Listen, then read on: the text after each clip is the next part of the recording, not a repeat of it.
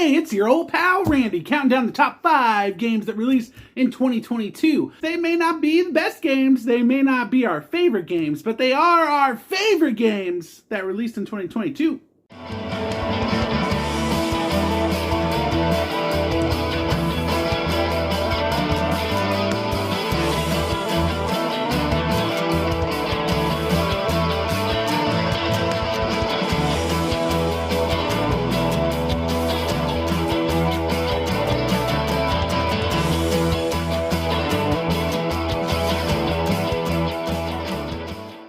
Number 5, it's those lovable but wacky buffoons Come On Games bringing us Looney Tunes Mayhem. Looney Tunes Mayhem was part of an animation collection Come On Games launched, including another Mayhem game based off Teen Titans Go, a Scooby-Doo board game, and a re-glamorified, done-up, painted version of Wacky Racist. Wacky Racist, forget it. And Looney Tunes Mayhem kind of stands above the rest of them. It's a cool game, it's a fun game, it's unique. You move around a board, you fight each other with your Looney Tunes, you can kill each other for points, you can complete special objectives on the board for points, and the first person to 5 points wins the right to call themselves the wackiest and most lovable buffoon. I can come on that.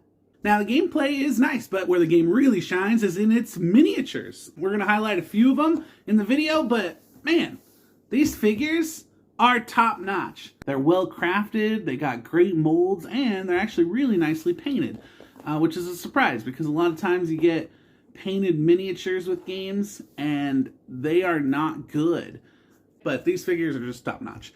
Eventually we're probably going to do a whole video just spotlighting all of the figures that came in the Kickstarter version of Looney Tunes Mayhem. As you can see, this is not the original box. This is the extras box that came with additional figures.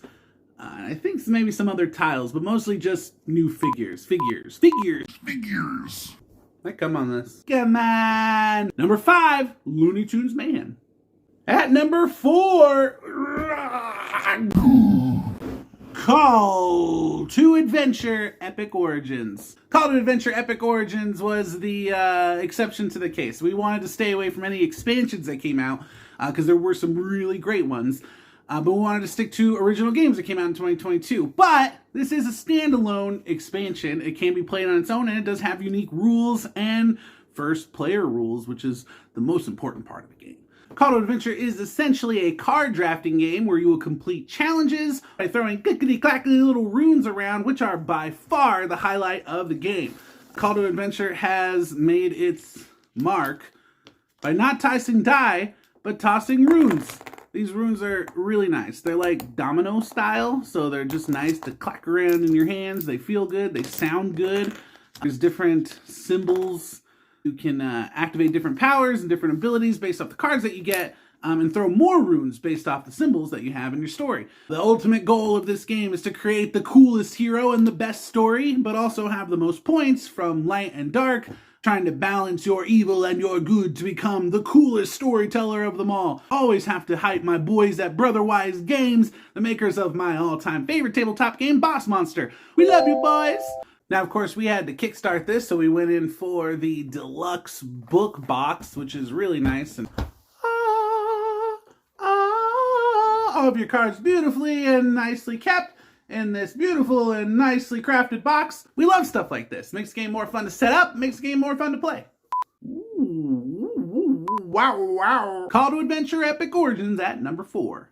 At number 3, our boys at AEG, remember that name, Meeples and Monsters. Meeple and Monsters. Meeple. Meeples? Meeple?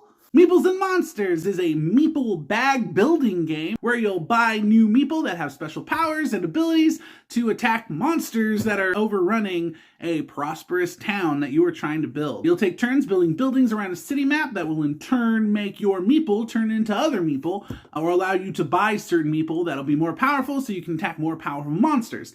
Eventually, you will take on a Dark Council, which will be the final turns of the game, earning you some of the bigger points in the game, to see who is the coolest bar in town. Everyone is a tavern owner, so your meeple are coming to party at your tavern before taking on the trials and tribulations of being a hero in the world. because they're meeple. Meeples and monsters. It should be meeple and monsters, right? I don't know. I think one of the best parts of this game come in the form of these deluxe bags. These are the bags that you are going to build. These just feel good to reach into. I think these are part of the Kickstarter version of the game, which also includes a tower mechanic to the game that I think makes it better and maybe more competitive too. So these bags, top-notch stuff. I love feeling them. I love feeling inside them. That's good stuff. Threeples and Monsters, number Meep. Meeples and Monsters, number 3. Things are getting hot. We told you to remember that name. AEG at number 2, Wormholes. Lovingly known to my friends as Gwompers due to the sound it makes when you travel through a wormhole, obviously. Gwomp. Wormholes is a space-themed delivery game that circles around the idea of having 3 moves per turn. However, players can extend their moves by traveling through strategically placed wormholes that can traverse across the galaxy. As you place these wormholes around the map, you'll be able to travel to matching numbered wormholes, trying to deliver cards to their respective planets. There are several planets in the game, more if you're playing with more players, and all of them are unique and beautiful. Some of them seem to be a little bit based off some of the real planets, and a lot of them are just some sci-fi originals. Players will duke it out using each other's wormholes, passing each other victory points, so that they can be the most proficiently efficient worm travelers. The game is just beautiful. The colors are nice. There's a lot of purples and pinks, which are kind of my favorites, throughout the whole map, and it's just the game glows with beauty. It's great. I love looking at it. And honestly, this sounds a little crazy, but one of the best parts of the game is just setting it up. Game setup is based on this little pog here. This pog has double sides, which matches the icons that are on the tiles. So you flip the coin, you see where it lands, and you will put the matching side in the direction that the coin tells you to. Honestly, I could just sit here all day and make maps. I like flipping this. I like to see where the planets line up. Sometimes you'll have to do little adjustments just to make sure the planets are far enough apart to be fair. But honestly, setup is just like the coolest part of this game. I love it. I don't know why, but I think it's nice. Not to mention, the wormholes are just deluxe, nice pieces. They just feel good. Ooh. Number 2, Peter McPherson's Gwompers. Wormholes. And our top favorite game that released in 2022, and this isn't just a technicality, this may actually be one of the best board games I have ever seen. It is Elf Creek's Merchants of Dark Road. Merchants of Dark Road is an econ delivery game where you will travel around in your cart, buying up items, changing the market value of those items, selling them to passengers, and then delivering those passengers, as well as different objectives, to different towns around a mysterious world. This game is crazy. It's unique. It's fun. One of the coolest aspects of this game is you will always be taking advantage of everyone else's turn throughout the entire game. So even when it's not your turn or you're not playing, you're playing. When somebody goes on a delivery to any of these towns around the map, you can come along on those journeys and risk taking some debuffs or losing some items, but getting the chance to earn victory points or money all along the way. This game is crazy, and the deluxe pieces are just as crazy. They have some upgraded wagon tokens that make everything wooden or inlaid, so it's just more fun and interactive to use around the map. But also, and I'm going to say this again, I love bags. These bags are top notch. They're nice and velvety. They're little. You hear that? That's music to my ears. The coins in this game are of the greatest coins I've ever seen in a game. You can't see any of those. I dropped them all. You can't see them. Ooh. Ooh. I kid you not, these coins make the game more fun to play. That sounds really silly, but ever since I've seen these coins, I've been obsessed with getting metal coins for every game. These are just too good to pass up. I like the way they clink around. They're nicely metally, and their designs are just freaking stellar. I wish you could see these better, because they are so good. It's gorgeous. Look at that. Mwah! I can't say enough cool things about this game. I'm going to even say the box is my favorite box of 2022. The box has every name of every backer that backed this game. It's insane. That is classy. Shows appreciation for your fans. It makes you part of the game, which is just really nice.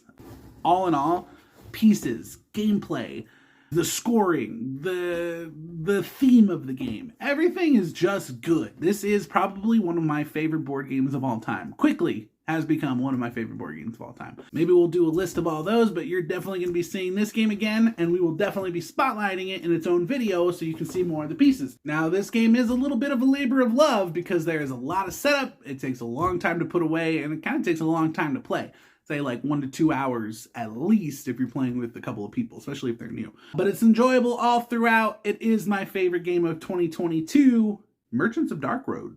So that's them, the top 5 favorite games that released in 2022, per your old pal Randy, that is. Some of our other friends on this channel may have different opinions, and we'll get to them eventually. But first, my boy Tyler, our #1 box drop pundit, will be dropping these boxes soon. He may not know that, but he will be. We're going to be showing you how these boxes drop, meaning how they close on their own, which is probably one of the most important things to gamers, I would say, in 2023, is does your box close nicely? Does it close badly?